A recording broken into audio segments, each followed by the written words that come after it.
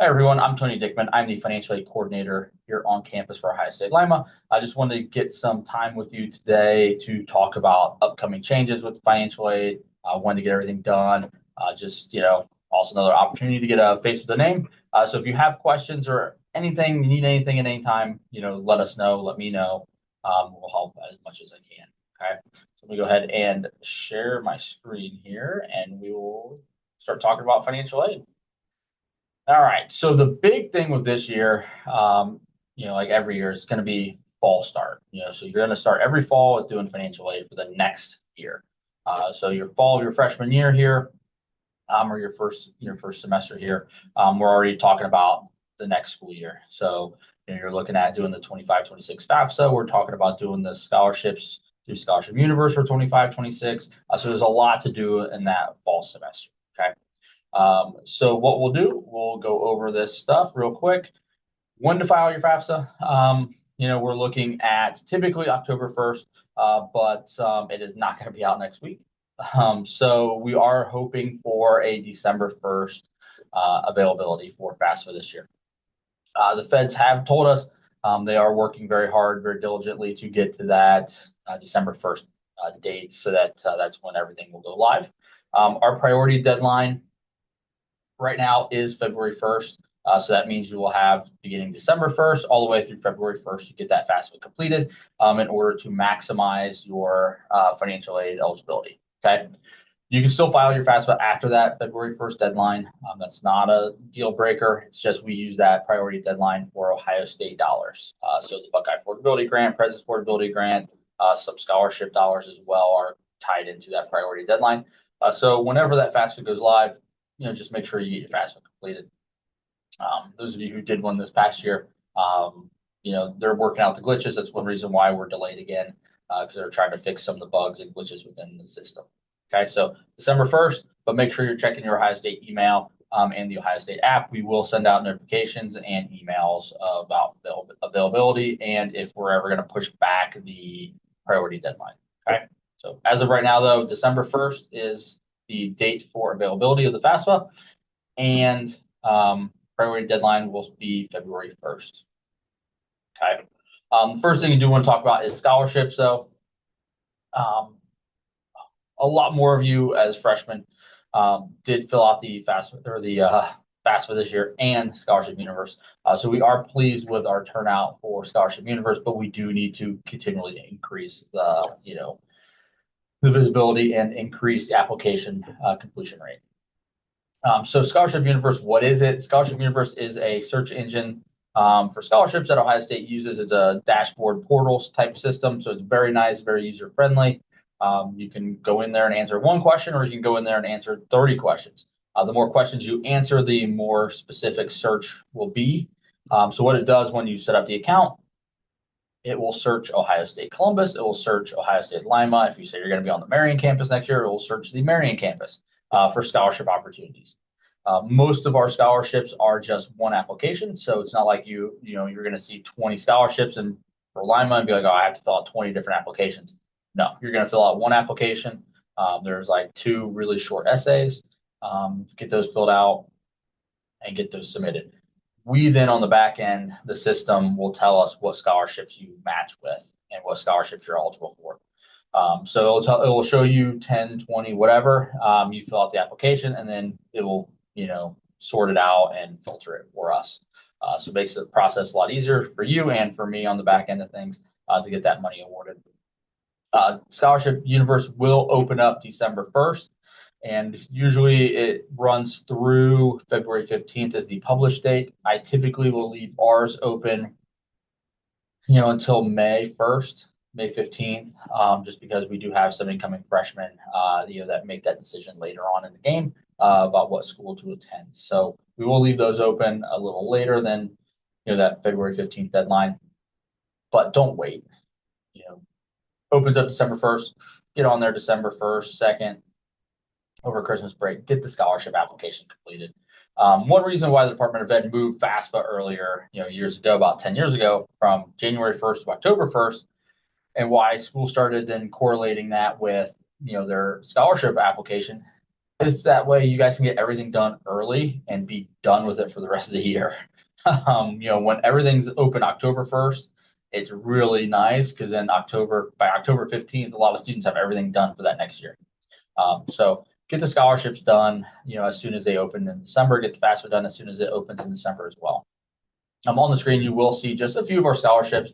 If you filled it out last year, we've got a lot of very specific scholarships for business students, history students, psych majors, stuff like that. But we also have quite a few just general that are, Ohio State Lima students or Ohio State students.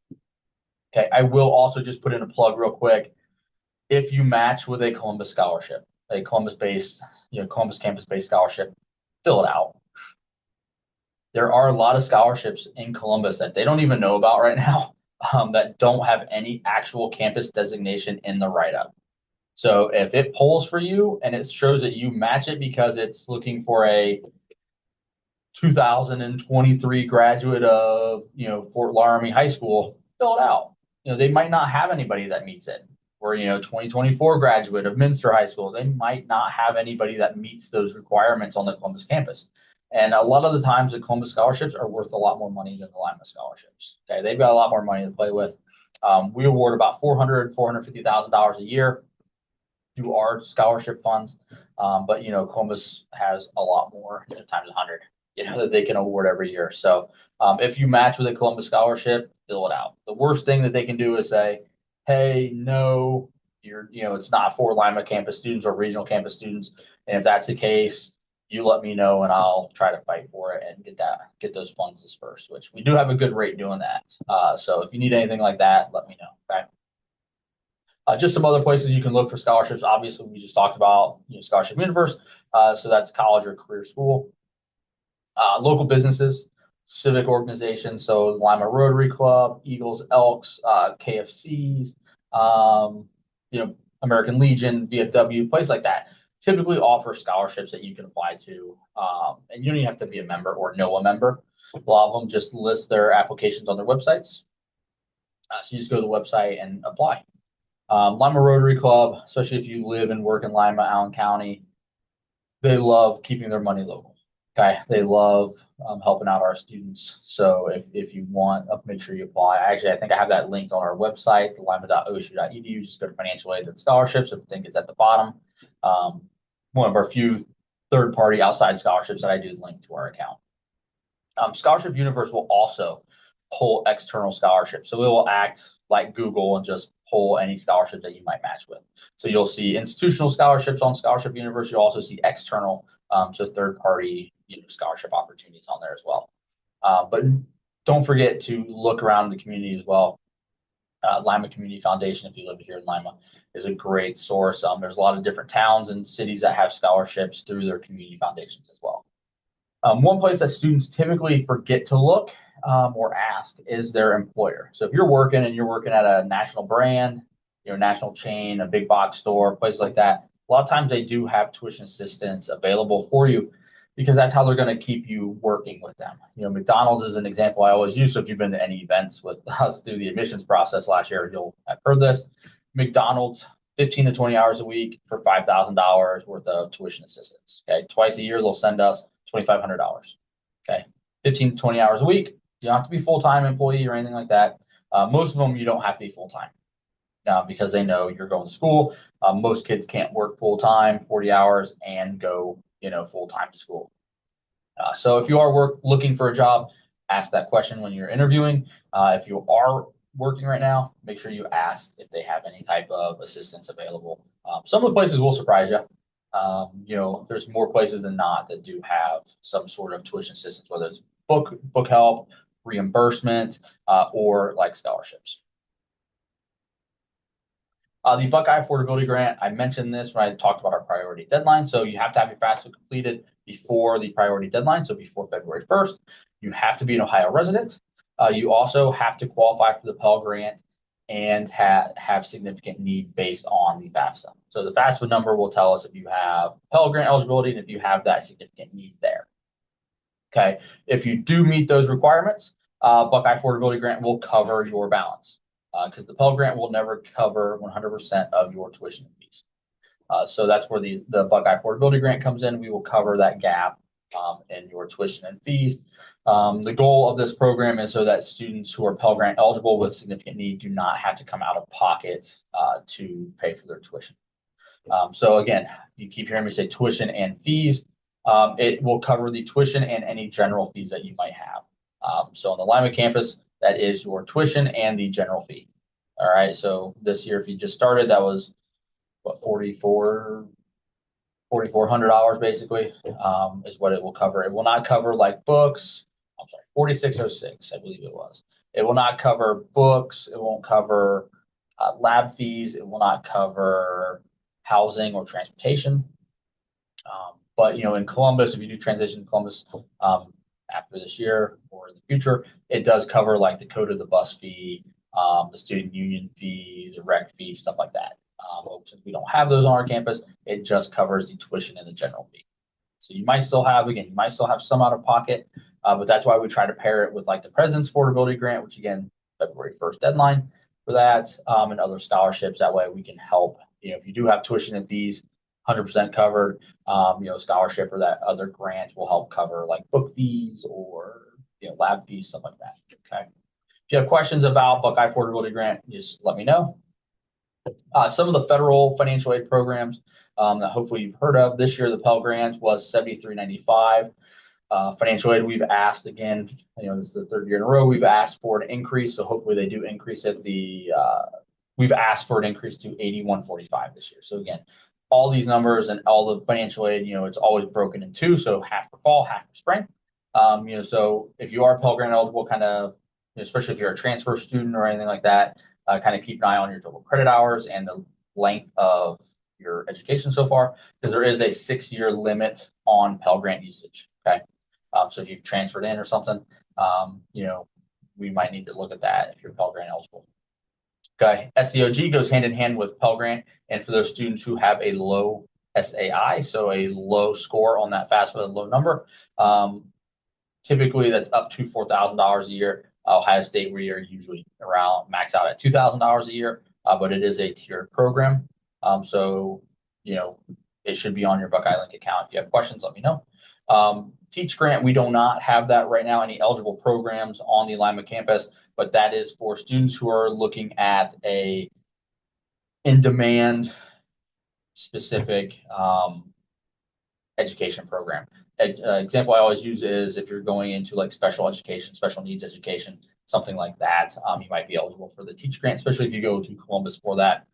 You would be eligible for Teach Grant, which is a grant, to help you pay for that. And then you have to sign a service contract. So you have to work a certain amount of years. It's either 3 or 5 years, depending on the program. And as long as you work those years after you're done with school, so you work as a teacher for the 5 years, it stays as a grant and goes away. If you fail to work, that service contract, honor that service contract, so work for the 5 years in that field, it then becomes an unsubsidized loan and you have to repay all the money, okay, with interest. Work study, if you've been awarded work study here, you'll see it on your Buckeye Link account, accept it, get a job on campus, and get paid while you're here, okay? You do have to, do your timesheet every week. You have to clock in, clock out, submit that every week, and you get paid every 2 weeks. So if you have federal work study on your account, it's going to be like $2,000 a semester. It's not a lump sum. You get the job, you get a job on campus, you log your hours, you get the regular paycheck, like I just said, and then it's just that the money comes from the Department of Ed, from that like $2,000 that we get from the Department of Ed instead of coming from Ohio State dollars. Okay. If you want to work, just ask around campus, you'll be able to find a job. Okay. We then have the direct sub-student loan program. There's the subsidized loan and the unsubsidized loan. The difference being the subsidized loan is need-based, so we have to look at that number from the FAFSA. So not everybody's going to be eligible for the subsidized loan, unfortunately. The reason it's need-based is it has no interest on it while you're enrolled in school. Okay. The unsubsidized loan has an interest rate this year at 6.5%. So that interest rate starts day one. If based on your FAFSA information, you are not eligible for the subsidized loan, we can award all of it on the unsub loan. Okay, so you can get the full amount. It's just going to be whether it's part on the sub with no interest and part on the unsub, or just all on unsub. Okay, legally, we have to award you the maximum dollar amount that you're eligible for. You do not have to take the maximum dollar amount. If you only need like $500 for books or for, gas driving back and forth, we can do that. You just have to make your loan request like that. Okay. And everything's through Buckeye Link. If you haven't accepted a loan and you want to accept a loan and you don't know how, just send me an email and I will respond with the steps, 1 through 5, whatever it is, to set up the loan, how to get there, and then how to accept your loan and everything. Okay. It is not too late to accept a loan if you need help paying for this year. All right. The Parent Plus loan is a loan the Department of Ed allows parents to take out for their students to cover the gap in tuition fees, to pay for housing, transportation, whatever. We are allowed to award up to the cost of attendance. So we can do, sometimes quite a bit of money depending on, how much aid you've received elsewhere. Parent Plus loan has a higher interest rate. So if your parents are considering a Parent Plus loan, have that conversation with them to come in and talk to us, or, email me, call me, stop in, whatever, because we can talk about the pros and cons. We can also talk about like the other options. There are other options out there that might fit your family better. Okay. But the Parent Plus loan is a decision 100% between the student, parent, and that, that whole whatever works best for the family. Okay. There's a little bit more on the sub and unsubsidized loan. So the interest rate this year, like I said, is 6.5%. It has gone up each of the last 2 years. We're hoping that it stays flat or starts to go down. The Feds just cut interest rates on like mortgages and stuff like that. So we're hoping that rates for student loans starts to drop a little bit. But again, that subsidized loan, there's no interest while you're enrolled in school. So if you borrow $3,500 right now and you don't borrow another cent, when you go into repayment 6 months after your last day of attendance, you're repaying $3,500 and then the interest will start accruing. Okay. Unsubsidized loan, again, has that 6.5% interest rate, but that is from day one of the loan. So if you received the loan for the fall semester, disbursement was like August 13th. So that is when your interest started accruing. Okay. If you have questions about that, you can go to studentaid.gov and you should be able to sign into your dashboard, and you should be able to see your loan information, who your servicer is, so who you'll repay, the interest rate, how much interest has accrued. You'll be able to see all that stuff through studentaid.gov on the dashboard. A little more information. Typically, $3,500 on the sub, $4,500 your second year, $5,500 your third and fourth year, and then $2,000 on the unsubsidized loan. Okay, we try to limit the unsubsidized loan usage just because it does have that interest rate on it from day one. But if you are an independent student, you are able to get additional dollars. So you're able to get $6,000 on the unsubsidized loan paired with the sub loan if you're eligible for it.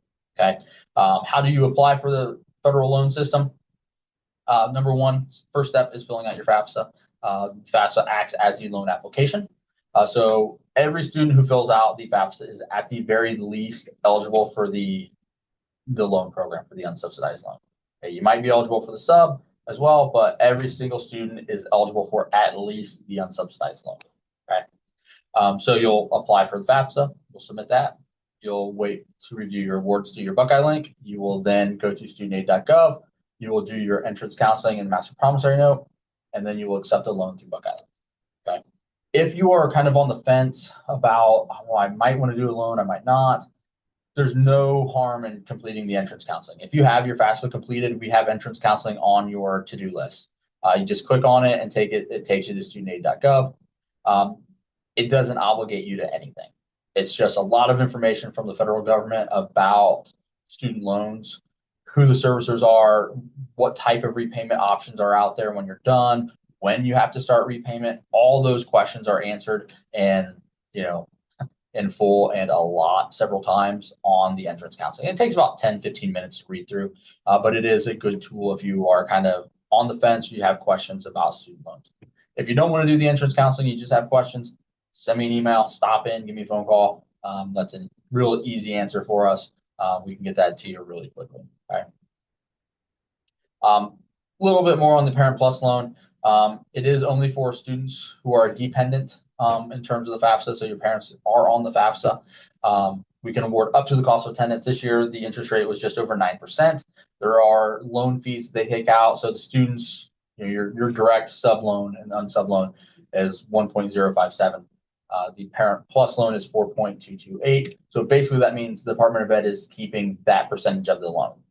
So when you fill out the sub loan or the unsub, they take, it's basically like $10 and change for every 1,000 that you borrow. So if you borrow $1,000, $990 will disperse to go towards your tuition and fees. Okay, so the Department of Ed is keeping, is charging you to use their money basically. All right. So higher interest rate, higher loan fee on the plus loan for the parents. So that's why we do say, if you're considering a Parent Plus loan, if you guys are having that conversation, it doesn't hurt to talk to financial aid about pros, cons, and alternative loans. Okay. How to view your awards. Hopefully everybody has done that so far. If you haven't, you just log in to my Buckeye link. You click on View Financial Aid. You click on Aid Year 2025. This year, most of you just have one aid year listed. Every year, you'll see your past aid years. It's always going to be the top one listed. Okay, the first one listed. Then you can click on Aid Summary at the top on the tabs. Then you can look at your awards broken down for the year, and then below there it's per semester. Or you can click on, I believe it's a yellow button that says Print Financial Aid Summary, and then as you can see here on the screen, there shows you the award letter. Okay. I'll show you what your SAI is. This is an older one. Example, it does show the EFC, the expected family contribution, which was replaced by SAI this year. So then you'll see the cost of attendance at the top. You'll see, your grants, scholarships, student loans offered, work study, all that stuff offered on your award letter. Okay. You can also download that. If you're applying for any type of state benefits, this is usually what they kind of want. Okay. The FAFSA simplification, a better FAFSA, better future guidance. Okay, so that's Department of Ed tagline for the new FAFSA this year. So if you guys fill out the FAFSA this year, thank you for your patience. We thank you for your patience. The Department of Ed does as well. It's been frustrating for everybody, for you guys, for us as schools and institutions. It's been a nightmare this year. So we're hoping, between now and December 1st, they're able to fix a lot of the problems that, we're still seeing with the 24-25 FAFSA. That way your experience with the 25-26 is a lot smoother. That's the goal. So, you guys would have noticed it went pretty quick. It was smooth process, when you were on the FAFSA answering the questions, but just the processing was a nightmare. So the one thing that we do need to, focus on is the definition of need, because a lot of people will say, well, I have financial need, my parents aren't helping me. Unfortunately, that's not how the financial need is defined. Okay, so financial need is defined as we take the cost of attendance, which includes tuition, fees, room and board, food, meal plans, stuff like that if you're on main campus. Books, school supplies, transportation, personal expenses, clothes, food, soap, that kind of stuff, personal, items. All that stuff is included in the personal expenses. Okay, so all included in the cost of attendance. So cost of attendance is always a pretty high number. That last screen with the award letter you saw, about $25,000. That's not what you're paying here, right? It's got all this stuff, added stuff in there. That's just so we can award need-based financial aid. Okay, so we take the cost of attendance. We then take the number, that SAI that the FAFSA kicks out. We subtract that from the cost of attendance, and that tells us how much financial need you have. So just easy example. $25,000 cost of attendance. Your SAI is $5,000. That means we can award up to $20,000 worth of need-based financial aid, so grants and need-based scholarships. Okay. So if you have questions about any of that stuff, again, any of these slides or any of these topics, you just have to ask. All right. So one big question we do get from students, especially after you guys start going in that second year, is, well, I'm independent. I'm not dependent on my parents anymore. I live on my own. I have an apartment, or I live at Longmeadow. I have a dorm, whatever the case may be. I want to be independent. Unfortunately, it doesn't work like that. The Department of Ed basically says you are dependent until you are 24 years of age, or you are a graduate student, you are married, you have children that you support, or dependents, legal dependents that you support. You're a legal guardian for somebody. You're ever in foster care, risk of being homeless, stuff like that. All right, so if you have a unique situation, that has changed since last year, let me know, and we'll talk through that. We'll find out, exactly how to, what direction we need to go with things. But it is very difficult, especially after that first year, to flip from dependent to independent. All right. again, until you're 24, whether you live on your own, you have a job, you have a full-time job, you're going to school full-time, mom and dad aren't paying tuition, Department of Ed says you're still a dependent student because you're under 24 if you're not meeting any of the other criteria. Okay. So basically, if you were a dependent student on this year's FAFSA, the 24-25, unless you had a child, you've gotten married, you're gonna have to, or entered the military, you're gonna have to put parental information on there again. Okay. We did want to just bring this up because this threw a lot of our students, not just our students, but a lot of students nationwide, right after you do the dependency questions. This screen pops up and it is not helpful at all because it says apply for direct unsubsidized loan only. Students didn't read that clearly, and students thought that meant, yes, I want to be eligible for loans. So they mark yes. We've asked that this question be removed from the FAFSA this year. We haven't found out if it will or not, but we have asked for it to be removed. Hopefully it is. But if it is still on there, if it says, do you want to be considered for the unsubsidized loan only, click no. Okay. We can change this if you make a mistake, which we did several times this year. So it's not a big deal, but we want that question answered no. Okay. Parent contributors, we don't know how the renewal is going to work yet. They haven't showed us the FAFSA yet. So as of right now, you're still going to have to invite your contributor again. So if you had to invite mom and dad last year, or mom or dad, that's fine. You're just going to have to fill it out again. You're going to have to put first name, last name, social security number, date of birth, email address, send them the link, and then that's how they'll access your FAFSA. Okay. Just sit down with mom and dad, or whoever it is that you're going to put on the FAFSA. Just sit down with them, get it done all in one go.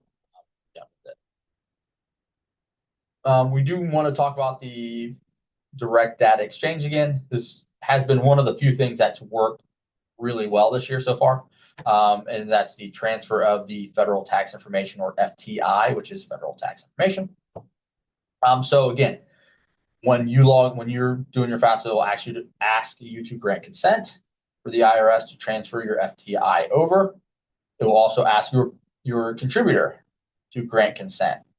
Again, it's one of those things where it really helps. It makes FAFSA a lot easier, a lot quicker, a lot smoother. You don't have to look at lines 11 and 12 and do math on the taxes and stuff. You just transfer it over. Okay. Again, just like last year, if you do not grant access, if you say no, I deny access, I do not consent, you are ineligible automatically for federal, state, and university aid. Okay, there are going to be some scholarships you can still get, but a lot of our scholarships, we have to see that the FAFSA is complete. We don't have to use it, but we just have to see that you've taken that step and done the financial aid applied. Okay, so make sure that you grant consent. If you decline at first, you are allowed to go back in one time and change it. We can't change it. If you grant consent, we can't remove the consent because we can't pull the tax info off, but we can grant consent if you hit decline. Okay, so if you think you messed that up, usually we put something on your to-do list because a lot of times students don't mean to, or don't understand, or parents don't understand what that question is asking. So we can go in and change it if you need to. Parent of record, again, unless something has happened, you're going to be in the same boat as you were this past year. If you have a question about it, let me know, and we'll tell you how to proceed. But more than likely, it's going to be the same issue as last year. If you had to put both parents on there, you're going to have to put them both on there again. If you had to put one parent, if you had to put a parent and a step parent, you're going to have to do that again. The Department of Ed really does not like if you are switching parents. If your parents are divorced, if you're jumping from parent to parent from year to year. Okay, so typically they want to see a consistent, unless you are literally moving households. So you're not living with dad anymore, you're going to live with mom. Okay, switch it to mom. Don't just because mom makes more money or mom makes less money, switch from dad to mom, or vice versa. Okay, they will kind of catch on to that and make you do verification and a couple other things. Okay, which leads us right to verification. Verification is an audit of the information that you list on your FAFSA. Right? We have seen a huge decline in the number of students selected, which is a great thing because it usually is like 60 to 70% of students. But we have seen that drop tremendously, so we're happy with that. But we're still having to select students. The Department of Ed selects students and they tell us a certain student to select as well. If you see us put anything on your to-do list, get it done as soon as you possibly can. We don't want that to just kind of hang out there and be what's holding up your financial aid. So if we put anything on your to-do list, get it done as soon as you can, especially if it's household verification size or consent form, stuff like that. Just get it done, get it uploaded, get it submitted to us. So we can get everything done and get you awarded and get your financial aid on the account. Just some of the resources. If you haven't waived your health insurance yet, everybody comes to me about that. I unfortunately cannot do anything. I just know the steps that you can take. But everything is on the student health insurance website, shi.osu.edu. There's a phone number on there for them. So if you've tried to waive it and it's not going through, just give them a call or an email. Everything's on their webpage. There's a lot of information. Even if you are using the insurance, there's a lot of information how to get your cards, where you can go, stuff like that. If you're transitioning to Columbus here soon, the housing.osu.edu is a good source. You can look at the cost, look at cost analysis, stuff like that. See if it's going to be worth it for you to go down and pay, because you're going to be in it about $30,000 from 1 year in Columbus. Okay, about 13, 14 for tuition and fees, depending on the program, and then about 14, 15,000 for housing and meal plan. Okay. If you're using any type of veteran affairs, funding, or GI Bill or Ohio National Guard, War Orphans, make friends with the folks down there in the Veterans Office at veterans.osu.edu. Mike Forrest and his team, Shiloh and Gina Lee and those folks, they do a great job. If you ever need anything, let me know. I can reach out to them. I do know some of the veteran stuff with payments and everything, but make sure you're familiar with that website. Residency. So if you are trying to get in-state tuition, make sure you're looking at the registrar's website. The registrar is the expert, and they are the ones who oversee, residency, tuition, all that kind of stuff. Again, it's one of those things everybody comes to me for, which I'm more than happy to help as much as I can and point you in the right direction and be a liaison if I need to. But for residency, the registrar, they are experts on that field. That's their domain. GI Bill, War Orphans, that's the Veteran Affairs Office. That's their domain. Same with the housing and student insurance. I can help a little bit, but I can't go in. I can't give you exact answers on a lot of that stuff. Okay. Billing and tuition tables. So if you want to check out what your tuition will be, stuff like that. Again, registrar.osu.edu. And if you want to set up the payment plan, let me know. If you want to set that up, I can help with that, or just go to Buckeye Link. The great thing about Buckeye Link, if you just go to the search box on Buckeye Link and type in whatever you want, whatever you're looking for, it will just pull it right up for you. Okay, so if you go to Buckeye Link in the search box, just type in payments or like TOPP, T-O-P-P, and it will pull up the plan for you. Otherwise, that's all I have for today. If you have questions, just let me know. I am more than happy to help out as much as I possibly can. I know how confusing and frustrating this past cycle has been with financial aid. It's going to be rough again this year for 25-26. I'm just going to get out in front of it and tell you that it's going to be a rough year because we're going to be backed up again. So if you need something, get it done early and make sure you're checking in on it. If you submit your FAFSA December 2nd and you don't see it before, by the time you come back for spring semester, stop in that first week of spring semester in January and be like, hey, I did my FAFSA January or December 2nd. Why don't you guys have it? Be prepared. You'll get emails from the Department of Ed when you fill out your FAFSA. Don't delete them, save them. And then that way, if we don't have it, there's something going on with it, we didn't get it, you can forward that email to me. We'll have what they call a DRN number in it. We can look at the DRN and we can pull your FAFSA that way. Okay. But if you have questions, again, email works the best. I can respond just about anywhere, anytime to an email. Being a one-person office, I have multiple phone lines, and if I'm on one line or if I'm in a meeting, it goes right to voicemail. Okay. So if you need something, if you call me and you don't get me, just send me an email. I can give you all kinds of instructions and answers via email. And if we need to, we can set up an appointment to come in. One other thing I do want to bring up, right now I'm located out in the Student Services Building. The Student Services Building's occupants, so myself, financial aid, and the admissions office, we will be moving at some point in the next 6 months, we'll say, up to public service to Suite 150, right next to like the bookstore across the hall from Rhodes. So once we do make that move, we will let everybody know. We'll let you know when we're moving, when we're going to be up and running up there. But as for right now, the rest of the fall semester, we're planning on being out in Student Services Building. So if you need me, find me out here. I take a walk like almost every day on campus. So if you see me and you have a question, don't hesitate to ask. I have no problem answering any questions that you might have. All right. You just have to ask. You see me, ask questions. If you need anything else, let me know. But enjoy the 1 week left of of your semester for this class, and enjoy the rest of your semester because you're almost halfway done. All right. Thank you.